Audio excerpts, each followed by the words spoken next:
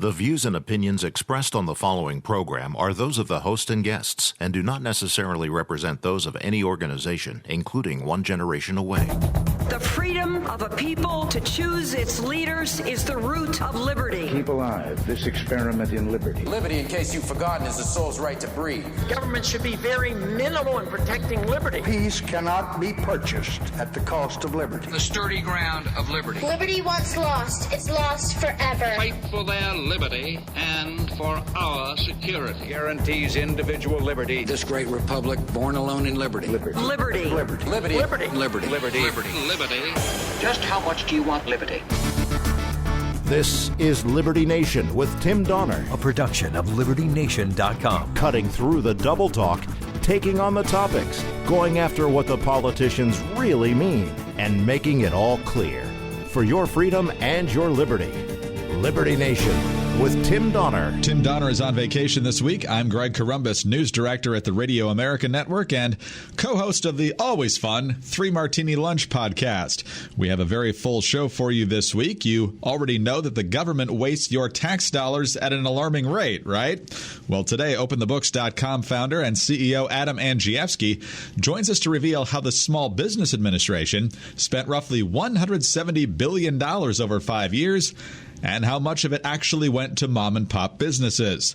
We'll also be joined by LibertyNation.com legal affairs editor Scott Cosenza to discuss the legal aftermath of Jeffrey Epstein's death, the Justice Department's push for expedited capital punishment, and much more. China expert Gordon Chang will be here to provide his analysis into the Hong Kong protests and the demand of those people for freedom. We'll also talk about China's response and how President Trump ought to be addressing this. But up first, the gun debate. In the wake of the El Paso and Dayton mass shootings, the calls for gun legislation are as loud as ever. And this time, some Republicans are part of the chorus. President Trump is calling for expanded background checks and also appears sympathetic to what are called red flag laws. These red flag laws are becoming a topic of fierce debate on the right, and Liberty Nation ought to be no different. I recently spoke with former Chief Assistant U.S. Attorney Andrew McCarthy and Gun Owners of America legal counsel Mike Hammond. Andy McCarthy is a strong supporter of the Second Amendment, but thinks red flag laws can be an effective way to preserve liberty while providing a tool to take a closer look at a gun owner who might be a threat. Well, the idea, Greg, would be that if somebody exhibits the kind of behavior that would concern reasonable people in terms of the person's access to firearms, they would be able to, whether it was through the police, some versions of this would only allow this through the police. Other versions would let anyone make the application, but you'd have to make an application to a court, and the judge on some standard of proof with rigorous due process protections for the person who is at issue would have to make a determination whether to cut off that person's access to firearms for either some finite period of time or, depending on what the disability was and the proof of it was, it could be longer than that. Mike Hammond disagrees. He says red flag laws would begin a slippery slope for gun owners, and he argues that such laws would not have prevented the most recent mass shootings or many others. Red flag laws, they exist in California. They didn't do anything to stop the Gilroy shooter. They wouldn't have done anything to stop the El Paso shooter, and they wouldn't have done anything to stop the Dayton shooter unless you think red flags are going to impose a gun ban on people on the basis of a high school suspension a decade ago. If that's what you think red flags are going, then I can tell you that a disproportionate number of people who are suspended from high school are minorities. And what you're doing effectively is imposing Jim Crow all over again.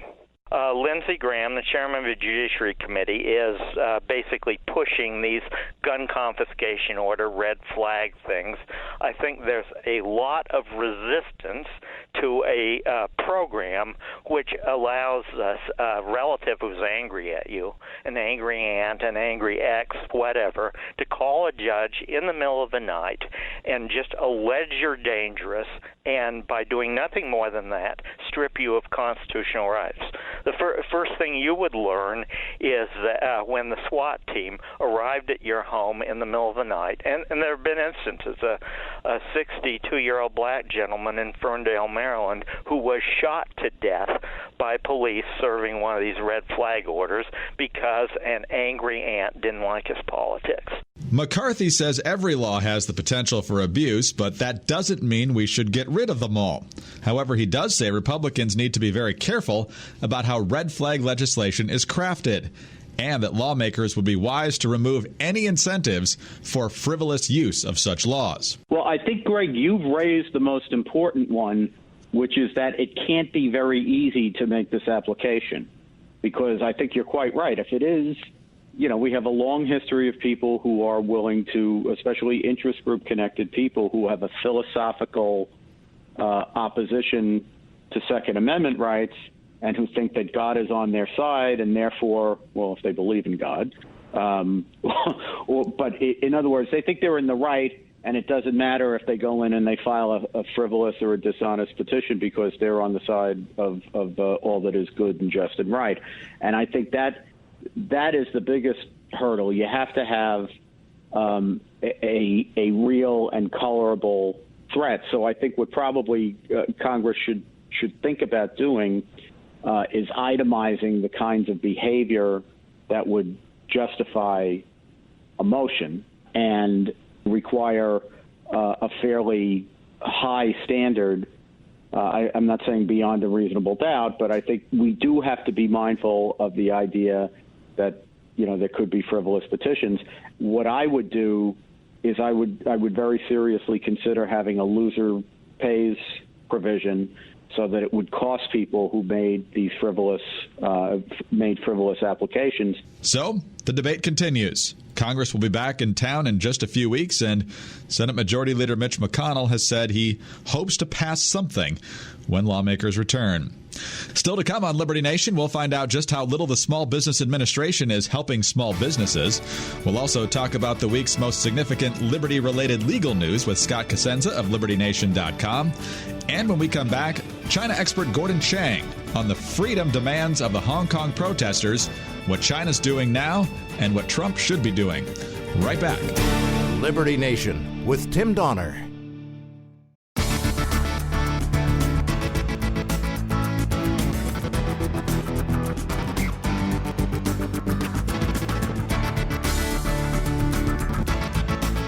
We believe that all men are entitled to blessings of liberty. This is Liberty Nation with Tim Donner. Our guest now is Gordon Chang. He's a China expert and the author of The Coming Collapse of China. We've asked him to comment on the rising tensions in Hong Kong, the pro-democracy demands of the demonstrators, and what Beijing is planning to do in response. And, of course, we want to know what he thinks the U.S. position ought to be as this all plays out. We'll discuss it all in the next few minutes. And, Gordon, thanks as always for being with us. Oh, well, thank you so much, Greg. You and I have talked about this already this year. We talked back when the protesters were in the streets demanding the withdrawal of the extradition bill, which we can certainly say has not passed. It has been pulled but not officially withdrawn, which is one of the demands of the demonstrators. So without the legislature taking this back up again, why are these huge protests still continuing with the same intensity? Now they've got the 5 demands, which of course includes the withdrawal of the extradition bill. But really what's happening here in a larger sense is that people in Hong Kong, and not just the pro-democracy kids on the streets, but also a very large segment of the Hong Kong population, just believe that this is their last stand for autonomy. And that's why we don't hear very much carping about the violent tactics of the kids, because most people in Hong Kong, and we're talking 2/3, maybe 3/4 of the people, are focusing more on the brutal tactics of the police, the intransigence of Carrie Lam, the Hong Kong chief executive, the top political officer, and also Beijing's encroachment on their way of life. So this is a society struggle against China. And the Hong Kong police now that we've seen in recent weeks, more recently certainly, the response has not been as peaceful, and in some cases the protesters have not been as peaceful. Who exactly are the Hong Kong police answering to right now? I don't think they're answering to the Hong Kong Commissioner of Police. I think that essentially we're seeing Beijing dictate what's going on. And there have been some very interesting videos recently. One of them from about a week ago shows a Hong Kong riot officer. And he's obviously from Hong Kong because he speaks colloquial Cantonese. But then he turns to other riot troops next to him, and he starts speaking to them in Mandarin. And one Hong Kong police officer would not speak in Mandarin to colleagues. And then the Hong Kong riot officer addresses his fellows with the word comrade. So this follows also some videos which are on YouTube, which show people in Hong Kong police uniforms who, first of all, can't show their Hong Kong police identity cards and who obviously don't understand Cantonese in a Cantonese-speaking city. All of this suggests that China has put in its either People's Armed Police or maybe even People's Liberation Army personnel into Hong Kong streets wearing Hong Kong police officer garb. What's your assessment, Gordon, of how Xi Jinping and his regime have addressed the protests to date? And I know it's changing, as we just discussed. And what do you see as their plan going forward? Yeah, Xi Jinping has taken a hard line. Before he became General Secretary of the Communist Party in 2012, he actually had the Hong Kong portfolio on the Politburo Standing Committee, which is the highest decision-making body in the Communist Party and therefore in China itself. He no longer has that portfolio, but the policies that are being implemented today are his policies. And he's obviously not making concessions that are going to please people in Hong Kong. So Carrie Lam, the chief executive, has been giving a series of press conferences which are just tone deaf if you think that she is trying to placate Hong Kong people. But she probably doesn't care, because what she's doing is addressing an audience of one. And that audience of one is in Beijing. And that person in Beijing, of course, is Xi Jinping. So he's taking a pretty hard-line stance. And right now, it's basically no compromise. How do you expect this to go from here? Do you expect more mass protests and more police clashing with the demonstrators? Or is this going to take on a different element now? Yeah, I think we'll see more clashes. The protesters are very interesting. They have taken the advice of Bruce Lee, the martial arts a film expert, and they say, be like water, which is what Bruce Lee said. Well, these guys are like water. So, for instance, a couple days ago, when they occupied the Hong Kong airport terminal, and then Beijing said their activities were like terrorism. Well, that frightened them. So what they did was they just left the Hong Kong airport and they protested someplace else in Wan Chai on Hong Kong Island. And then they flowed back into the airport for that famous sit-in, which resulted in the violence that we've all talking about. So these guys move very quickly. They're always one step ahead of the police. And I think that we're going to find that they are going to, engage in protests. China will try and catch them, but for the meantime, Beijing's not having any luck in quelling this at all. Let's talk about the U.S. position in all of this. On Tuesday, President Trump was asked about this issue, and his comment was, quote, "The Hong Kong thing is a very tough situation. Very tough. We'll see what happens. But I'm sure it will work out. I hope it works out for everybody, including China, by the way." You tweeted that needs to be a whole lot stronger. Why do you think it's not, and what should he be saying? Yeah, I think he should be saying that the U.S. will impose stern measures on China should it deploy troops of the People's Liberation Army or the People's Armed Police on the streets of Hong Kong. And the reason is that we have a common foe. China is attacking American democracy, and it's attacking the whole notion of representative governance, of democracy itself. And what it's doing in Hong Kong, of course, it's trying to impinge on the freedom of Hong Kong people. So Hong Kong is really our front line. And so to defend our society, we should defend it wherever freedom is jeopardized by the Chinese. And so President Trump's words, he's also said things like, this is just a matter between Hong Kong and China. That is uninspiring and completely inadequate. And President Trump should actually start talking like a traditional American president about our values and what we stand for in the world. We've got to remember that the kids in Hong Kong, they're flying the American flag. They're singing our anthem. They need our help, but we also need their help. And that's why we need stronger language from the White House. You mentioned this at the top of your last answer, Gordon, but how far should the Trump administration be willing to go publicly or privately in urging China not to crack down here? Well, I think that we should be telling the Chinese in public and in private that we will, for instance, repeal legislation that gives Hong Kong certain advantages, such as in licensing and exemptions and the rest of it.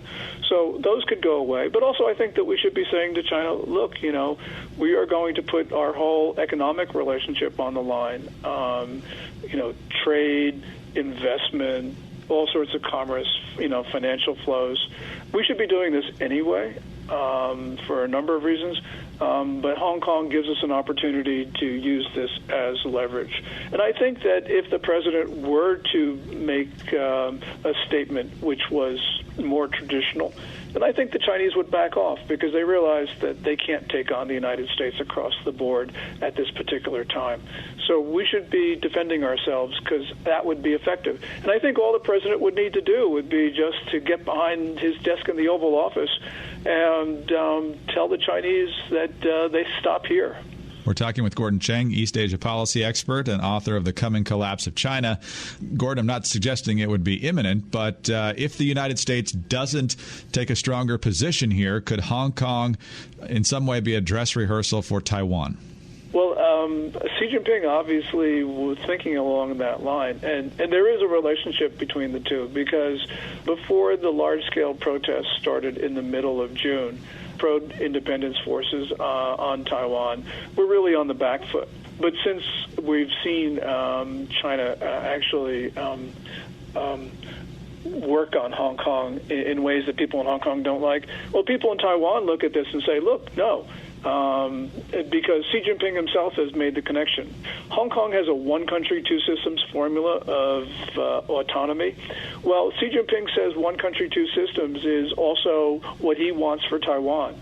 And the people in Taiwan can look at this and say, no, we don't want that at all.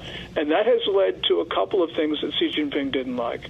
For instance, Tsai Ing-wen, the president of the Republic of China, of Taiwan, won renomination of the Democratic Progressive Party in this January's presidential election.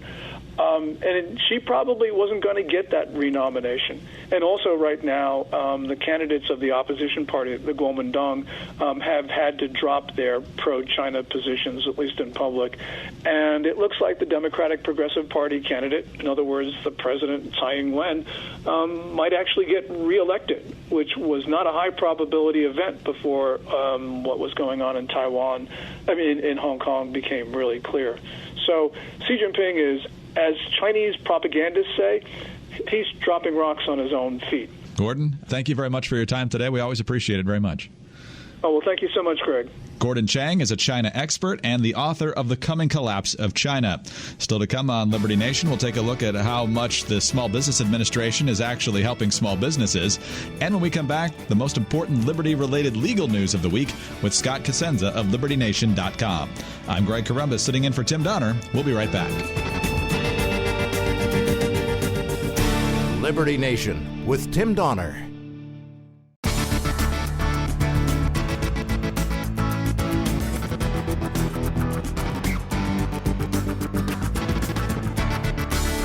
Far more important than my political future and far more important than yours, the well-being of our country. This is Liberty Nation with Tim Donner. I'm Greg Corombos, news director at the Radio America Network and co-host of the 3 Martini Lunch podcast. In for Tim Donner this week. Tim is on vacation and will be back next week. Happy to be joined now by Scott Cosenza, legal affairs editor at LibertyNation.com. Today we are looking at all of the legal news this week as it relates to our liberties. And Scott, it's always good to have you with us. Hi, Greg. Well, let's start with the story that had everybody talking last weekend and is still having a lot of people talking as the weekend persists. And that's the story that accused sex trafficker and longtime political financier and fundraiser Jeffrey Epstein was found dead in his prison cell last Saturday morning. It's the death that launched 1,000 conspiracy theories. And what we're hearing so far in terms of at least official explanations is that the corrections officers were pretty much derelict on the job, falling asleep, massive overtime, didn't do the checks. That's the official explanation so far. I know that you and Tim talked about Jeffrey Epstein still being in jail on a previous episode and had some reaction when his request for bail was denied. So what do you see as the legal significance now of that bail being denied and Jeffrey Epstein being dead in his prison cell as of last weekend? To the bail denial question, I think that it's important to remember that Epstein was denied bail because he was a rich guy. So the judge said that his great wealth gave him access to leave the jurisdiction, and that's why he was denying him bail in major part. Now, the problem with that is, just like you're not supposed to give a rich guy special treatment in the justice system, he's also not supposed to get worse treatment because he happens to be exceedingly wealthy. Mr. Epstein put forth an agreement where he would basically agree to any provision that the court wanted to impose on him, Greg. I joked about it in my piece for LibertyNation.com that he agreed to wear like an explosive collar where he would have to dial in every couple hours, to keep it from blowing up. Like, that's how much this guy wanted to stay out of jail. And unfortunately, this is what happened when he was subject to it. But since he is rich and he did have this island, was he not a greater flight risk than the average person being accused of something like this? Well, the island exists in the United States, so that's one thing. It's not a foreign island, right? So if he were to go there, he could be removed and taken back to custody. But just in terms of the extreme offers that he went to go to agree to basically offer any bail condition that the judge might agree to, Greg, he said, I'll wear a tracking monitor, a GPS tracking monitor, and I will pay, meaning Mr. Epstein says he will pay for court personnel to live at his home to basically oversee that he's not undertaking any plans for flight. I mean, he offered to do anything and everything possible to accommodate on his own dime. And let's remember that bail and pretrial detention is only designed to ensure presence at trial. Mr. Epstein had not been convicted. I mean, the headlines run rampant calling him all sorts of things, but he hasn't been convicted newly, and obviously now won't be tried at all since he's dead. Let's assume for a moment that the explanation we're getting for how this happened is entirely true. What does it say about our prison system and our correction system that this type of incompetence happened in this situation, and you have to assume more than this? Greg, I think the important takeaway for everyone is if this happens to Epstein, what do you think happens to the run-of-the-mill prisoner in the federal system? And then what about the run-of-the-mill prisoner in the state system? What we do and how we treat our prisoners in the United States is shameful, and that's one of the reasons why I always say when there's any new law proposed, is this worth throwing our neighbors in a cage for? Because that's what we're talking about. All right, let's move on to another issue related to the Justice Department, because Attorney General Bill Barr has said he's going to continue looking into the allegations against Epstein, see what accomplices are out there, what other evidence can be uncovered. But he also made some other news in that he wants to bring back the death penalty on the federal level for prosecutions. And now he's talking about more swift executions, essentially saying he's going to move next month to speed up the use of capital punishment, specifically against convicted mass murderers. And this, of course, comes in the wake of the horrific shootings in El Paso and Dayton. So what do you make of Barr revisiting the issue in general and specifically speeding things up as well? Yes, he said punishment must be swift and certain. If the past is our guide, the only thing that we can be certain of when we're talking about capital punishment in America is that people without resources, which is to say poor people, often poor black people, will be discriminated against in its application, which is to say that they're going to bear the brunt of this. And also that these death penalty prosecutions will be marred with all the errors that human frailty offers, including forced confessions and the like. So while I don't know that that's true in any of the most recent mass murder cases, we know in history that it's a real problem when the government tries to put people to death because there's no remedy for it. So the idea that we're going to speed up the death penalty process to anybody who cares about liberty, I think, is beyond troubling, Greg. All right, let's head overseas and talk about liberty, and specifically Hong Kong, where the protests have been going for a number of months now. It started with the protests against the proposed extradition law, which would have made it a whole lot easier for folks in Hong Kong to be extradited to mainland China, where their liberties are far, far lesser. Now the people of Hong Kong not only want that law shelved permanently, but they're just worried about an erosion of their freedoms as we get closer and further along this transition from British to full Chinese control of Hong Kong. We've seen more violence in the streets. We saw the airport cleared a couple of days ago, and we're still kind of waiting to see what exactly is the position of the administration on this. How vociferous or non-vociferous should President Trump be on this? Well, I think that the world is in fear, as well they should be, of another Tiananmen Square type incident where China just brutally crushes the pro-free speech, pro-democracy opposition. And that's what this is a war between right now. It's between the Communist Party of China and their tentacles through to these pro-democrat, pro-freedom activists in Hong Kong who, like you say, it's 22 years on now, and every year their freedoms and independence gets whittled away more and more. And this was the last straw for many of them. They had, Greg, by some accounts, over 1 million people in the streets demonstrating. So I don't know what the right move is in terms of supporting those folks, except to say that we need to support them. Well, it always makes me think back to the 1980s when President Reagan made some moves. I mean, he did move weapons into West Germany and so forth, but it was the power of the word, along with Prime Minister Thatcher and Pope John Paul II, that seemed to be a major factor in helping to at least spur the solidarity movement and other pro-freedom movements in Eastern Europe. Do you think that could have the same effect now?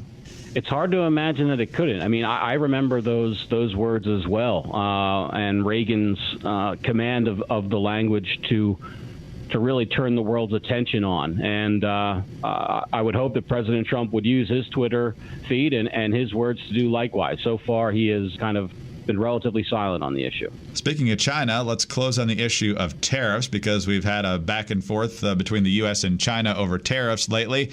But this past week, and investors seem to like this, the president said he was going to hold off on the latest round of tariffs, not because he was getting something for it, but because he didn't want American consumers to be having to pay more as they shop for Christmas presents. So he says it'll basically come back in after that. What's your sense of where we are in this trade battle and this particular decision? Well, it's $30 million worth of taxes or tariffs that the administration has said they will suspend. So that's $30 million, which will be in the hands of Americans. And so I think it's great news. And I think that what's more troubling is this notion that the president can just levy these massive tariffs at his whim or decide not to. It seems to be a relatively despotic type of power that we've given the president that the Congress has given the president, the ability to implement these tariffs willy-nilly or remove them. So I think any time that the American people have less money confiscated from them by the government, that's a good thing. But perhaps it's a good idea to revisit this plenary power the president exercises. There's been a lot of talk, obviously, Scott, about the growing power of the executive. And, of course, whenever a given party has control of the White House, they're not going to be really excited to have their president not have as much power. So rolling it back seems to be a persistent challenge. Is it something that you think can ever happen? You know, you'd hope that the people who think that Trump himself is an awful president would be amenable to the notion that we should reduce presidential power. That hasn't been the case, but But maybe when, if and when he, as Tim has predicted, will win re-election, they'll see the light on that one, Greg. We'll see. Indeed. Scott, busy week as always. Really important topics that need the attention of the American people far more than some of the things that are in the headlines all the time. Chris Cuomo getting into a dust-up, Miley Cyrus breaking up with her husband. I think these stories are slightly more important. Always good to have you with us. Thanks for your time. Fredo abides. Thank you, Greg. Scott Cosenza is legal affairs editor at LibertyNation.com. I'm Greg Corombos of Radio America, sitting in for Tim Donner this week. When we come back, how well is the government spending your tax dollars? You already know the answer, but we'll take a close look at how money from the Small Business Administration is getting spent when we talk with the CEO of OpenTheBooks.com right after this on Liberty Nation. Liberty Nation with Tim Donner.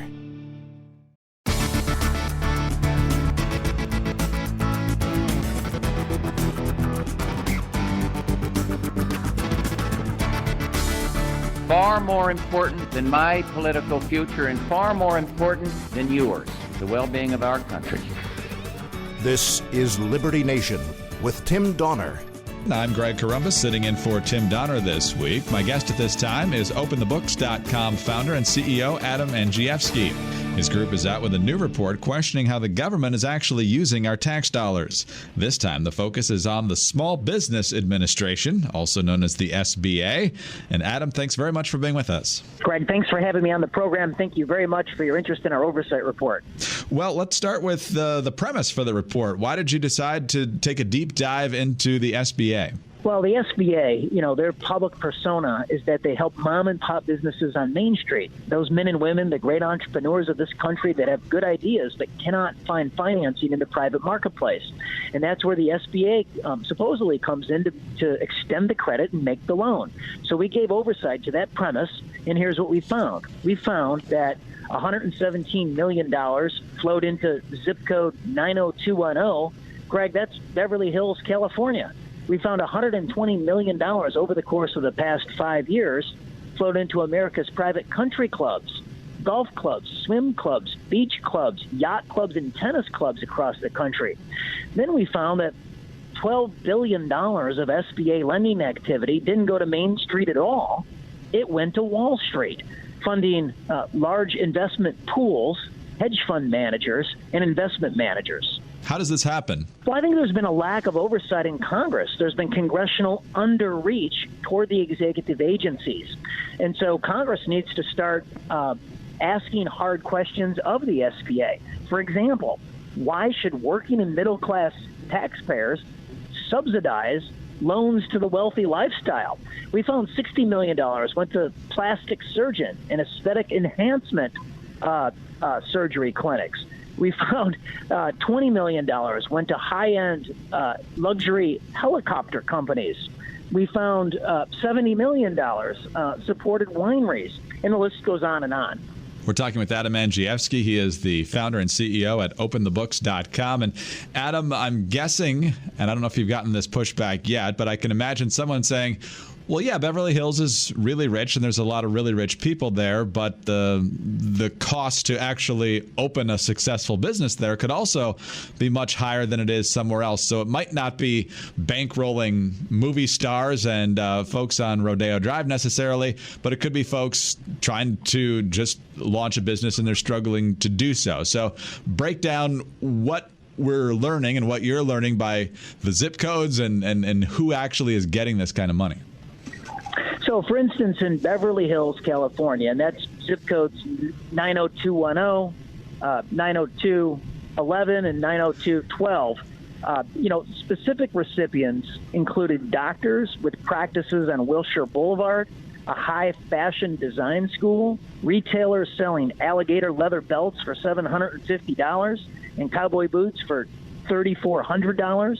$1.75 million of SBA loans went to a 30-year-old importer of French wines, and $2.1 million supported an eyeglass designer whose frames are worn by the movie stars Tom Cruise and Brad Pitt. So what do we know about what Main Street's getting? We know it's not the percentage of the loans that perhaps should be going out.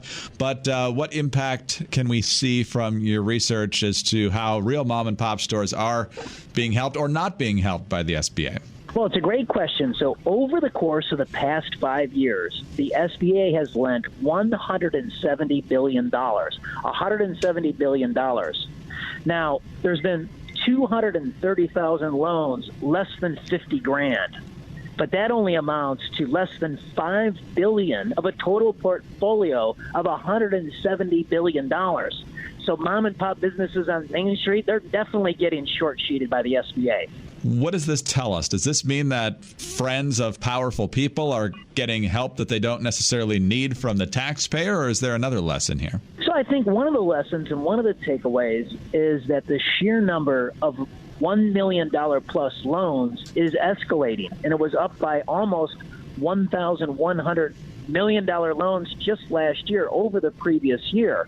So that's one lesson. Another lesson is that the Congress needs to hold oversight hearings, because we found when we banded the SBA loans on $1 million of face amount and above, it's now 57%, almost 60 cents on every dollar of face amount lending goes to a recipient who gets $1 million or more.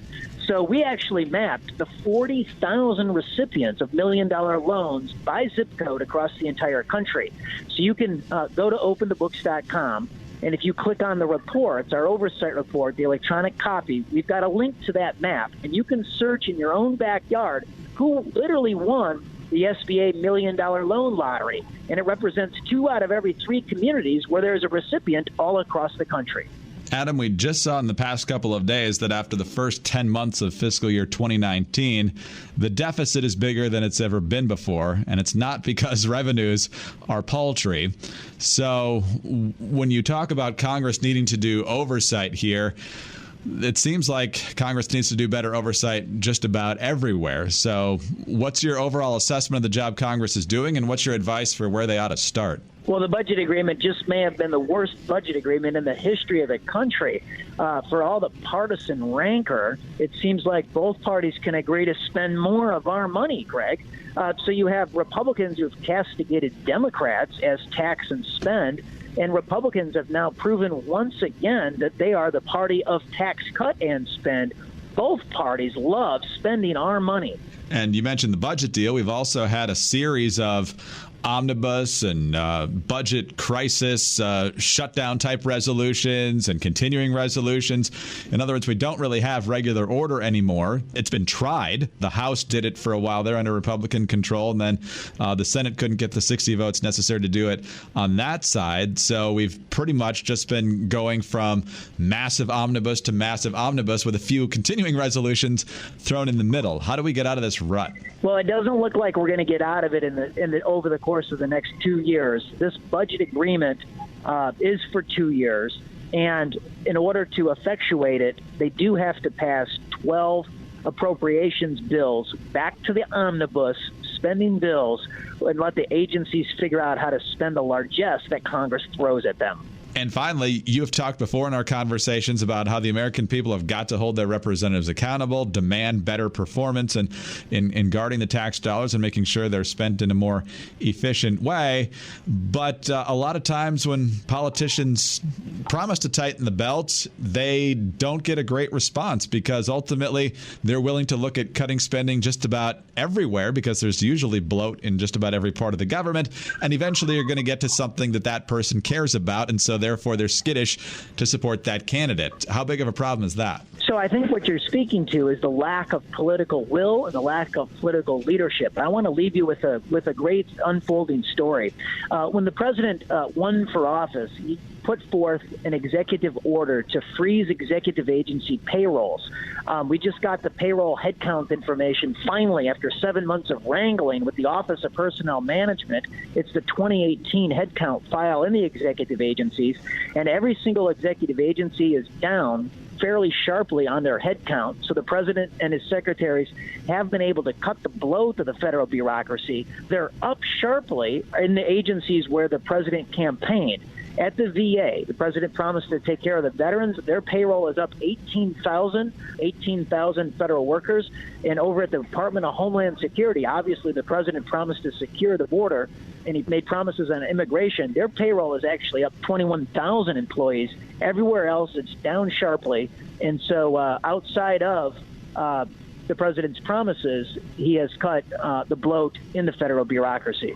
So on the personnel side, there seems to be some progress. Folks will be happy to hear that. But in terms of actual program spending, seems like the job is yet to be done. Adam, thank you very much for your time with us today. Congratulations on the new report, and I'm sure we'll be talking to you soon. Greg, thank you. Thanks for your interest in our work. Adam Andrzejewski is the CEO and founder of OpenTheBooks.com. Again, OpenTheBooks.com if you want more information there.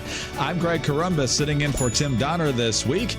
Tim will be back behind the microphone next week, and until then, stand up for liberty.